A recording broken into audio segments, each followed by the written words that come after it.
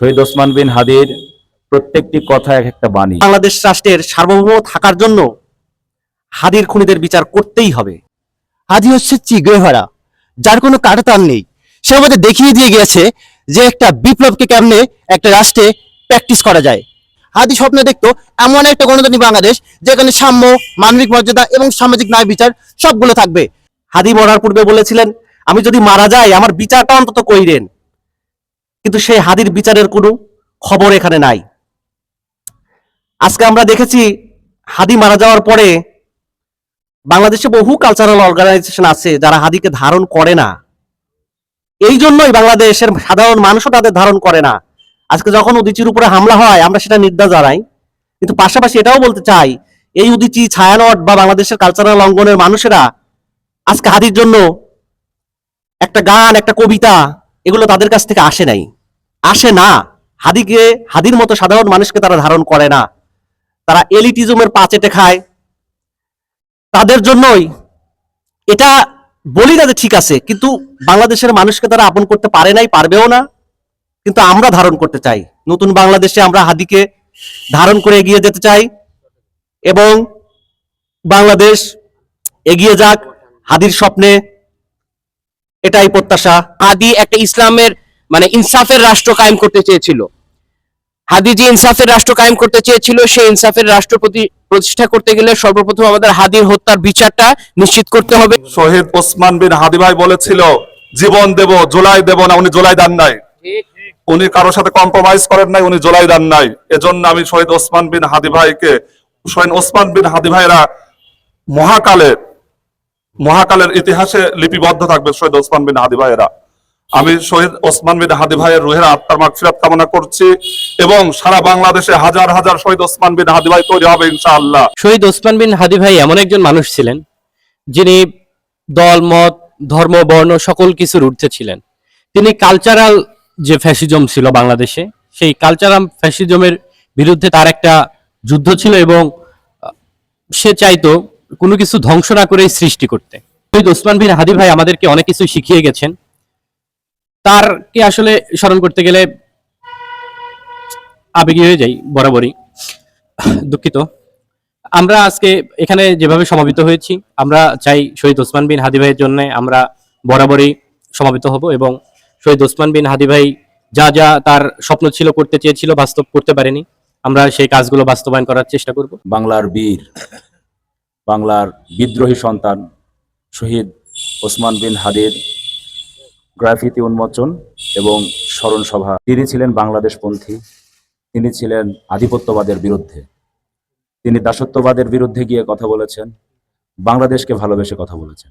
শহীদ ওসমান বিন হাদির খুব সংক্ষিপ্ত জীবন, এই সংক্ষিপ্ত জীবনে তিনি আমাদের যেটা শিখিয়ে গেছেন, দেখিয়ে গেছেন, দিয়ে গেছেন, সেটা অনেক বড় কিছু। ওসমান বিন হাদি আমাদেরই সন্তান, আমার দেশের বাংলাদেশ প্রেমিক সন্তান আজকে আততায়ীর হাতে নিহত হয়, কিন্তু বাংলাদেশ সরকার এখন পর্যন্ত তার হত্যাকারীকে ধরে বিচার সুনিশ্চিত করতে পারেনি। এটা আমার দেশের জন্য খুব লজ্জাজনক এবং দুঃখজনক। অত্যন্ত ভারাক্রান্ত হৃদয়ে আমরা বলতে চাই যে যারা বাংলাদেশকে লালন করে, বাংলাদেশকে ধারণ করে অন্তরে, তাদেরকে যারা এদেশ থেকে সরিয়ে দিয়ে, দুনিয়া থেকে সরিয়ে দেওয়ার জন্য এক হত্যাযজ্ঞ অপারেশনে নেমেছে, তাদেরকে এখন পর্যন্ত এই সরকার কোনো কিছু দৃশ্যমান করতে পারেনি, তাদের বিরুদ্ধে বিচার ব্যবস্থা কোনো গ্রহণ করতে পারেনি। শহীদ ওসমান বিন হাদির প্রত্যেকটি কথা এক একটা বাণী। আমরা আগামী প্রজন্ম যারা এই হাদিকে দেখবেন, চিনবেন, জানবেন, তারা বুঝতে পারবেন যে এই হাদি কতটা বাংলাদেশকে ভালোবাসতেন। আমরা সর্বোপরি ওসমান বিন হাদির হত্যার বিচারের জন্য জোর দাবি জানাচ্ছি বাংলাদেশ সরকারের কাছে, তথা এত সুন্দর একটা আয়োজন জুলাই অমলিনের পক্ষ থেকে করার জন্য সবাইকে ধন্যবাদ জানাচ্ছি। কষ্ট করে যারা উপস্থিত হয়েছেন সবাইকে ধন্যবাদ জানাচ্ছি। এবং জুলাই অমলিন, আমি বলে রাখি, জুলাই অমলিন একটি অরাজনৈতিক প্ল্যাটফর্ম। এখানে আমরা সবাই মিলে কালচারাল ফ্যাসিজম যেটা আছে বা বাংলাদেশে যেটা নিয়ে চর্চা হয় প্রচুর, সেটার বিরুদ্ধে আমরাও একটা কালচারাল একটা ক্লাব তৈরি করে সেটা নিয়ে আমরা সবসময় ইনসাফের কথা বলবো। হাদি ভাইয়ের শিখিয়ে যাওয়া ইনসাফ নিয়ে কাজ করার জন্য আমরা চেষ্টা করব এবং আমরা সবসময়ই সব ইনসাফের পক্ষে সবকিছু যেন হয় সেটা নিশ্চিত করার জন্য আমরা আহ্বান করব। এবং সর্বোপরি সবাইকে ধন্যবাদ জানাচ্ছি এবং শহীদ ওসমান বিন হাদি ভাইয়ের রুহের মাগফিরাত কামনা করছি করে আমার সংক্ষিপ্ত বক্তব্য শেষ করছি। আসসালামু আলাইকুম। আমরা হাদি ভাইয়ের বিচার চাই। আপনারা দেখতে পাচ্ছেন বিগত প্রায় 14 দিন কয়েক ঘন্টা হয়ে গেছে, এখন পর্যন্ত আমরা হাদি ভাইয়ের বিচার পাই নাই। বাংলাদেশের যিনি স্বরাষ্ট্রমন্ত্রী আছেন, যারা প্রশাসন আছেন, যিনি প্রধান উপদেষ্টা আছেন, আমাদের সবসময় শুধু আশ্বাসই দিয়ে যাচ্ছেন আমরা খুব দ্রুত হাদি হত্যার বিচার করব, কিন্তু এভাবে দিন দিন চলেই যাচ্ছে, হাদি হত্যার বিচার হচ্ছে না। আসামিরা কিভাবে ভারতে পালিয়ে যায় সেটাও খতিয়ে দেখা হচ্ছে না। আমরা চাই ওসমান হাদির হত্যার বিচার হোক। ইনকিলাব ইনকিলাব ইনকিলাব ইনকিলাব সময়কার ধারণকৃত তো সুন্দর চমৎকার একটি আয়োজন করার জন্য জুলাই অমলিনকে অসংখ্য ধন্যবাদ।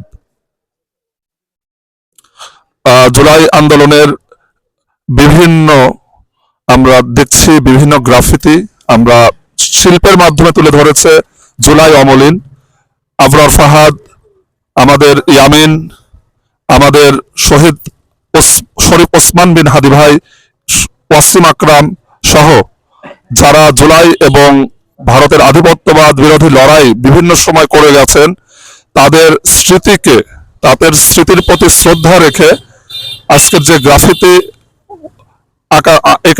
আঁকা হয়েছে, এগুলো এঁকেছেন আমাদের জুলাই অমলিনের বিভিন্ন নেতৃবৃন্দ। সকলকে ধন্যবাদ জানাই, সকলকে ধন্যবাদ জানাই এমন চমৎকার একটি আয়োজন করার জন্য।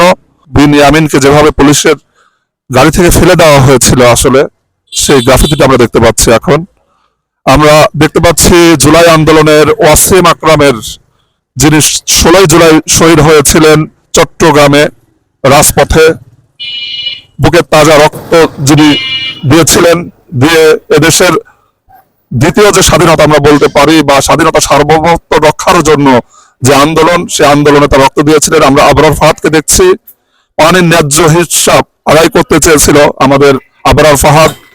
ভারতের আধিপত্যবাদের বিরুদ্ধে বরাবরই সংগ্রামী ভূমিকা আমরা দেখেছি আবরার ফাহাদের।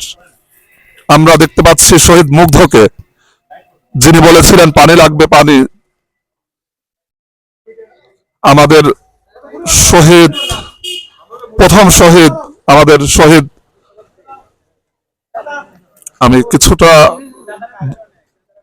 আমি ক্ষমা প্রার্থী আপনাদের কাছে, কারণ আমি আসলে কিছুটা মর্মাহত।